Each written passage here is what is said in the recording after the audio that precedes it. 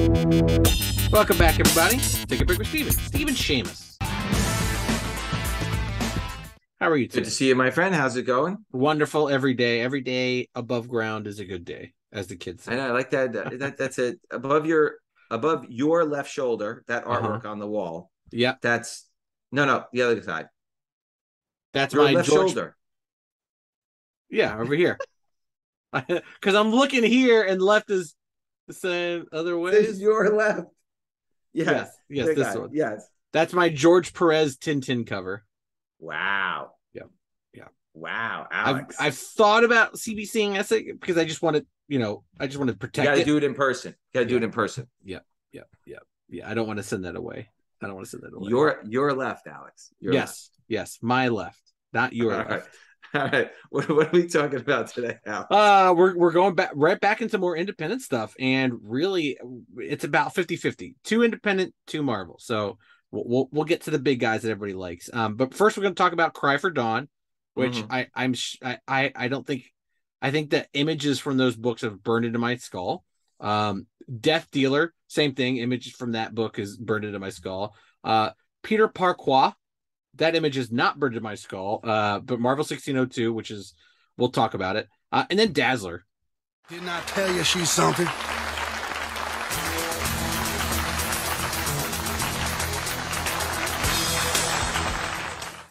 One of the greatest. Yeah. All right. What are we starting with today, Alex? Cry for Dawn, of course. Yeah. So Joe Linsner, I mean, we've known Joe for probably 25 years. He was a staple at the Wizard shows back in the day. Yeah. That character, Dawn, has been very, very popular. And there's been a resurgence in the pricing on the stuff. If you follow the pricing lately, that book has been climbing. Yeah. I'm not sure why, but maybe it's just a renaissance of the independence, nostalgic value. I think you're right. I think you hit it right on the nail. I think it's the renaissance for independence and stuff of that era. I mean, that era is very much the Ninja Turtles, the Crow, stuff around that time. This is a big independent era.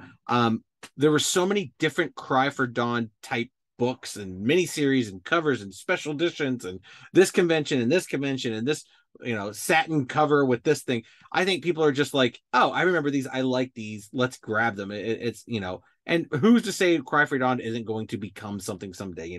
That could be an adult. I mean, we talked about Wolverine, the fake Wolverine book, becoming a movie. This could definitely happen. Yeah. So it's the covers were always striking. Yeah. Joe did all of his own covers. Yeah. She had a very distinct and unique look. Yep. That when you see a Joe Linsner cover, it's a Joe Linsner cover. And that's kind of the hardest thing to do as an illustrator, right? To kind of create your own look and feel for a character. 100%. Those nice painted looking covers. Yeah. Cry for Dawn #1 first print is not noted on the cover, and that comes in handy. April of 1989, 22 9.8s, 36 9.6s. It's about a $225 to $300 raw book. It's about $150 in 8.0. I can't even imagine what the higher grades would sell for. Probably in the several $1,000s. That's first low. appearance of Dawn. Yeah, first appearance of Dawn. Introduction by Stephen Bissett. Joseph Linsner story, Joseph Linsner cover and art. And then the second print, which is noted on the cover, Cry for Dawn Publications, December of 1989. There are 6 9.8s. There are 18 9.6s. A 9.8 recently sold for $1,300 plus. A 9.6 sold for $400 plus, and those are $75 to $100 raw. So think about this, Alex. If these are $75 to $100 raw and $1,300 in 9.8, and the other ones are $225 raw, the first prints, and you're talking about a 4,000 or 5,000, I would think, for a #1 first print. Yeah. And then the third print, which is also noted on the cover, came out 2 years later in 1991.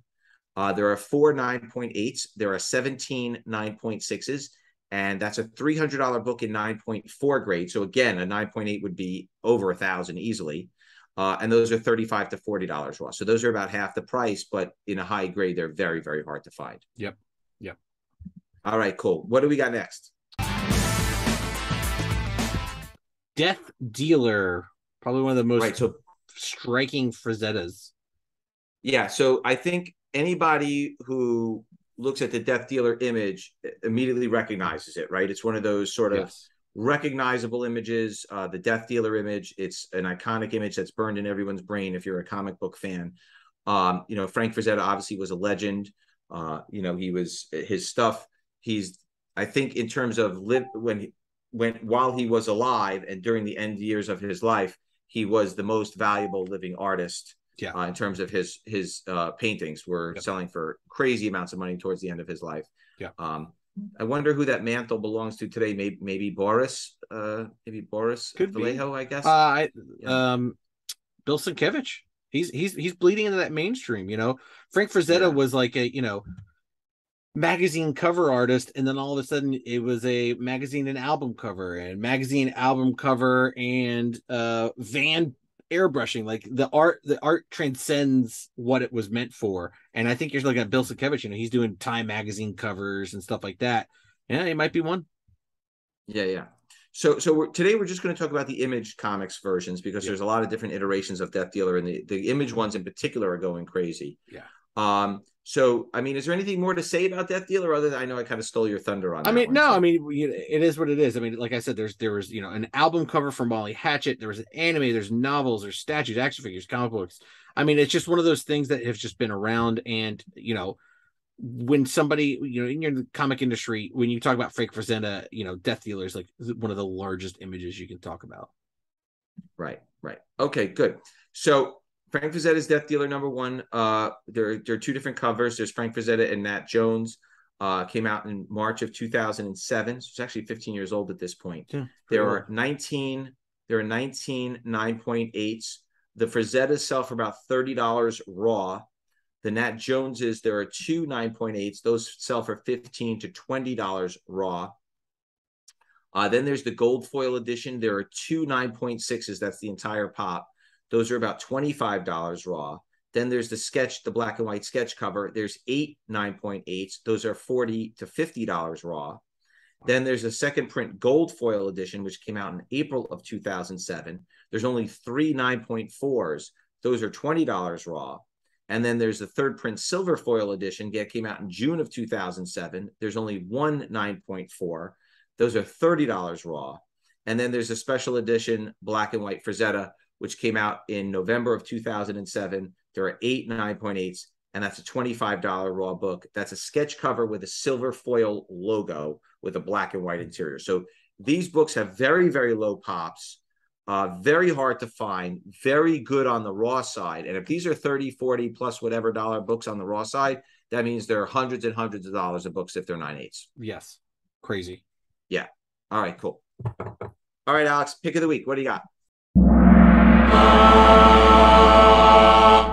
I'm going to be very quick, and I have to point this out because I didn't know, and I feel very weird talking about it, but I made a joke about JNCO jeans the other day. Someone was like, oh, we have to wear jeans at work. You should buy a pair of JNCOs and wear those. And I was like, haha, I'll buy a pair and wear them to a show. It'll be funny, and then I'll change into regular pants.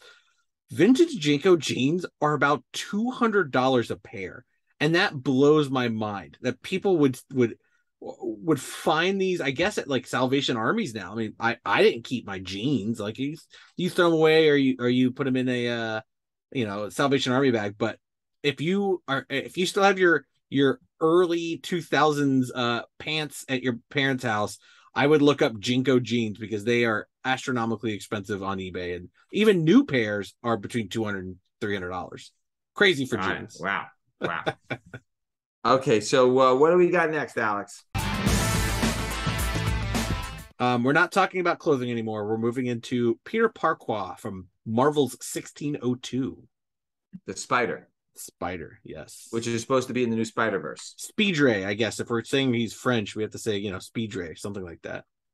Got it. So I'm going to tell you, I think they printed about 500,000 copies of Marvel 1602. Had to have, yes. I'm not 100% sure. This book was in the dollar bin, the giveaway bin, the quarter bin, the whatever bin you want to give it away free at the beginning of conventions. Dealers would just hand them away to people. It was Neil Gaiman's first Marvel work. Talk a little bit about 1602. So it's 19 years ago already. It's been a while. Yeah. It definitely makes me feel old Not as Oh old as my you, God. obviously, but yeah. So Thanks. 1602 was Neil Gaiman's Marvel work. I mean, and Neil Gaiman at this point, I mean, he is not the Neil Gaiman now, really, but he was huge. He'd already written a bunch of novels. They were, bestsellers. He'd already moved past comics in a sense with, being in the literary world. Obviously, Sandman was still, deemed, some of the best comics of all time. And this came out, and it was just kind of like a neat little retelling of like if the Marvel universe happened in like the early 1600s with the colonial America and like the European. So it was a fun retelling. It was a fine book. I enjoy it. I think it's, and the graphic novels in print. Obviously, you can go get it. But when there's rumors of this character in a Spider-Verse movie, it just went out of control. Yes, that's what happened. That's what happened. So it's hard to believe. Marvel 1602 #1. I mean, I could just see the stacks and cases and boxes of these books. We used to sell them full sets, $10. Full set, $10. November of 2003. There's 159 eights. There's actually 199. Those are $500 plus books today. $250 raw and high grade. Andy Kubert and Richard Isanova art with a Scott McCowan cover. Obviously, it's Neil Gaiman's first Marvel work. It blows me away that book could ever be selling for that much money. I agree. That if somebody listening to this podcast knows the print run, please let us know. All right, what are we closing with today, Alex? One last Marvel character for us, and that's the Dazzler. Yeah, I mean, again, is this nostalgic, or who is the Dazzler, and why do you think this is ticking up? You just think that all the Marvel stuff, people feel like they're just banking that it's going to be appearing somewhere? Classic X-Men character, probably the best example of corporate deals gone sideways. Dazzler was literally based on Dazzler was going to appear in the comic books. And then a movie studio was going to make a live action movie based on the character and make her a fake pop star, essentially, like put out albums, but saying that they were Dazzler, but it would, be a actor playing her or whatever. So they went ahead and started doing it. They started ramping up all this stuff with the character. And then the movie studio pulled out and they were like, hey, we still have this character. We've already fit her into the X-Men and the timelines. They just went for it. And maybe one of the biggest fan favorite characters, because she's not in a bunch of X-Men. She's in a good amount of books, but she's not like your Wolverine or Storm. She's not in every single X-Men book.